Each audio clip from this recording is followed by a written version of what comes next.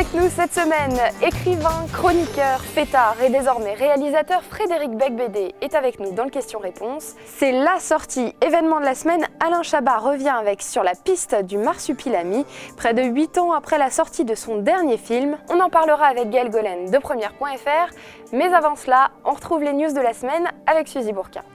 Vous avez toujours rêvé d'apparaître dans le mythique costume de Superman. Hélas, c'est trop tard. Il a été acquis pour la coquette somme de 42 000 € lors d'une vente aux enchères à Beverly Hills. D'autres objets symboliques ont été achetés, les boucles d'oreilles portées par Whitney Houston dans Bodyguard ou encore la canne de Charlie Chaplin pour 31 000 €. Harry Potter vous manque terriblement ? Alors allez prendre votre dose de magie au Warner Bros Studio Tour de Londres. Les décors de la saga ont été gardés en l'état. Vous pourrez pénétrer dans la célèbre salle de Poudlard, visiter le bureau de Dolores Umbridge, approcher les costumes et apprendre les secrets de fabrication des effets spéciaux. Bref, vous serez à bonne école des sorciers. Ce sera l'événement cinéma de la rentrée. Dans ce 4e volet adapté des albums Astérix chez les Bretons et Astérix et les Normands, c'est à leurs cousins d'outre-Manche que les deux Gaulois vont prêter main forte. Découvrez les toutes premières images du film sur Europe1.fr. Pourquoi vous parlez à l'envers ? Je demande votre pardon. Voici Asterax. Bonsoir. Europe1.fr a sélectionné pour vous 3 films dans les sorties de la semaine, Aux yeux de tous, My Week with Marilyn et À la poursuite du marsupilami. À la suite d'un attentat à la gare d'Austerlitz, un hacker anonyme réussit à pirater les caméras de surveillance, découvre les coupables et décide de les traquer. Un film au concept original puisqu'il est entièrement réalisé à partir d'images de vidéosurveillance.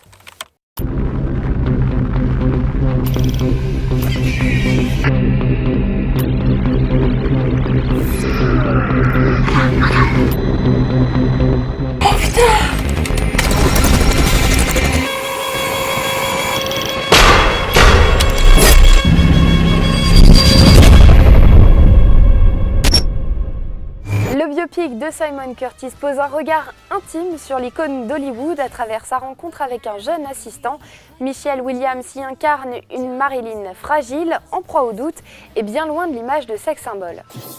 Messieurs, j'ai l'immense plaisir de vous présenter une femme qui, assurément, n'a pas besoin d'être présentée. Une très grande actrice qui vient pour la première fois à Londres. Est-ce que je dois être elle ? Qui ? Marilyn. Dan Geraldo, journaliste en quête de scoop, débarque en Palombie pour faire un reportage avec Pablito, son guide local. Ils vont faire une découverte extraordinaire. Le marsupilami, créature mythique, existe vraiment. Gaël, bonjour. Bonjour. On peut peut-être reprocher à Alain Chabat de réutiliser les recettes qui avaient fait son succès, notamment dans Astérix et Obélix, Mission Cléopâtre. Il se renouvelle pas, mais je suis pas sûr qu'il faille lui reprocher parce que c'est ce qui fait sa patte d'auteur, on va dire. C'est-à-dire qu'effectivement, il reprend les codes des albums de Goscinny, Uderzo, Franquin aujourd'hui, parce que c'est ça qui a nourri son imaginaire et que c'est vraiment ça qui fonde son horizon culturel et de cinéaste. Et en plus, moi, ce que je trouve intéressant dans le marsupilami, comme d'ailleurs dans Astérix Mission Cléopâtre, c'est qu'il y infuse aussi tout ce qui vient de sa culture américaine. Je pense au SNL, je pense au film des As, comme Y a-t-il un pilote dans l'avion. Voilà, et c'est ce mélange-là qui justement fait la richesse de ces films quand ils sont réussis. Chabat réutilise les codes des albums de Franquin, donc pas de mort, pas de sexe, pas de sang. Donc c'est vraiment un film pour enfants.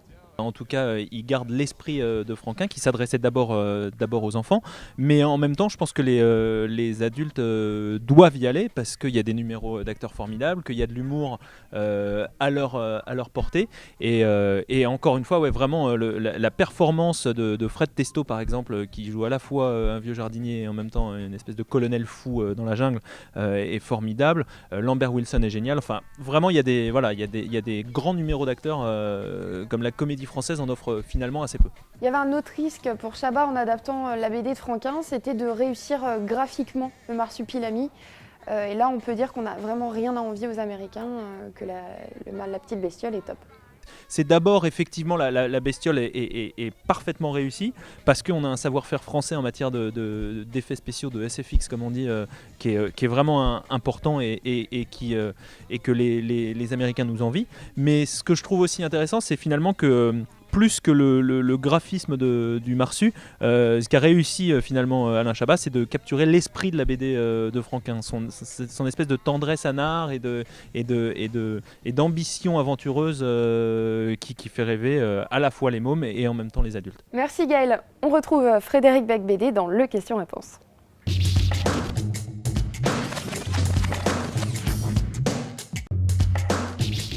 Oui, bien sûr, À rebours de Huysmans, ouais. Ou Le portrait de Dorian Gray.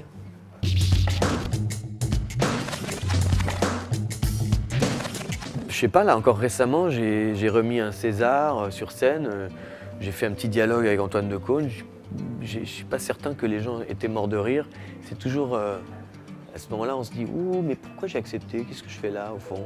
Je suis vraiment fou d'être là. » Enfin bon, oui, des grands moments de solitude, j'en ai tout le temps. Je sais pas, peut-être la dispersion, peut-être l'envie de plaire. J'ai toujours ce défaut, j'essaie de me soigner, mais il y a encore du boulot. D'avoir le courage d'être soi sans chercher à séduire. Je crois que les vrais artistes sont ceux qui font ce qu'ils ont à faire et pas qui cherchent à être aimés. L'amour dure 3 ans de Frédéric Becbédé sortira le 30 mai en DVD et en Blu-ray. À la semaine prochaine.